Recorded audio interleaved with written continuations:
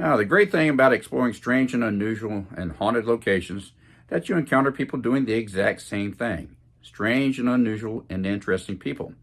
And that is how I met Andrea St Amand. Now, Andrea, she had been a consultant and a paranormal expert on a show called True Terrors. And well, her previous partner in that show just happened to be Freddy Krueger himself. So I don't know if she upgraded or downgraded when she met me. Now, Andrea is also a psychic medium. And when she met me, well, let me just say, sometimes when you're out there looking for the strange and unusual and the paranormal, it just walks right up to you and shakes your hand.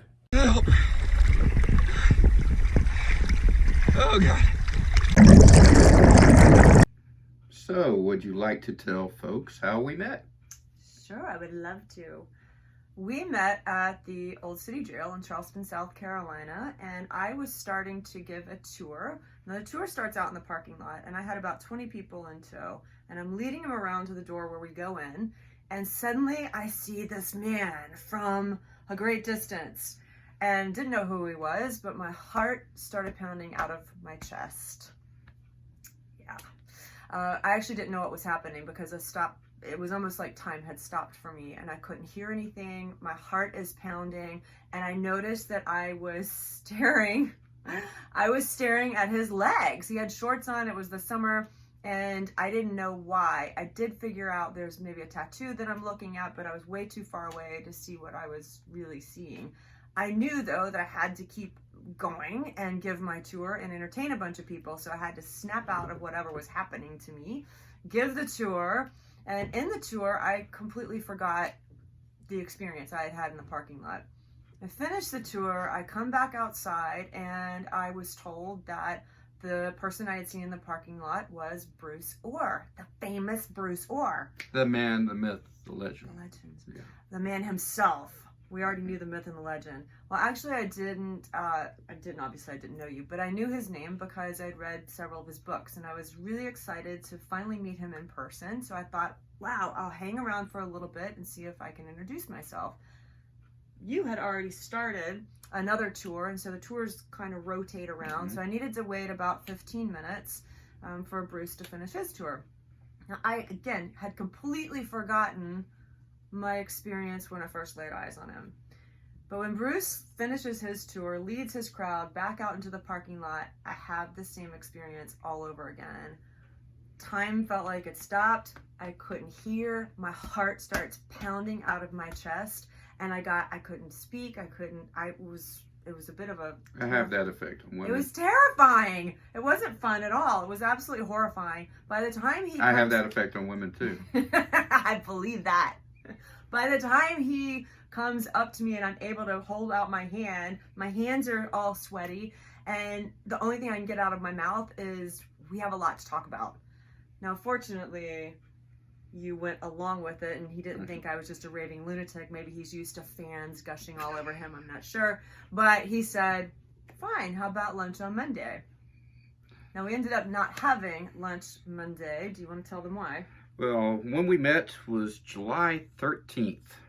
So I don't know if that, well, as far as meeting you, that was lucky. But I guess lucky number 13 is not so lucky.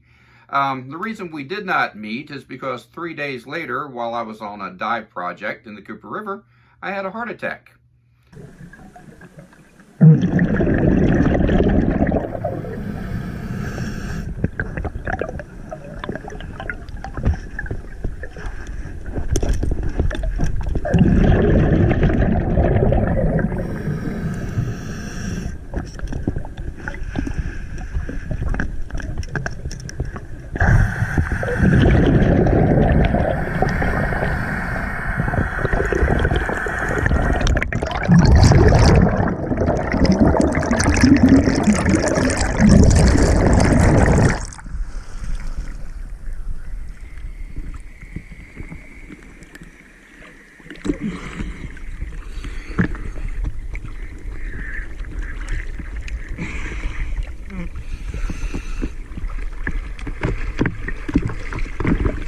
Not a great place to have a heart attack, but I'm here.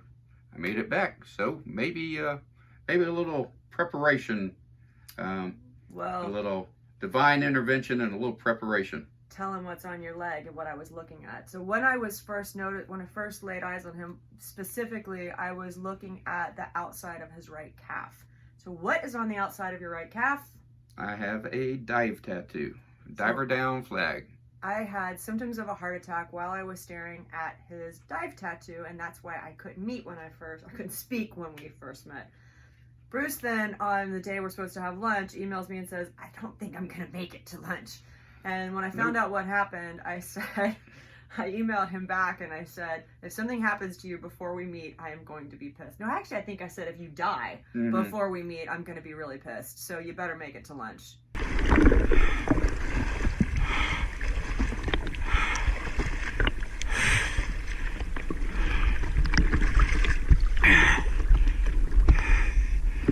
Oh, shit.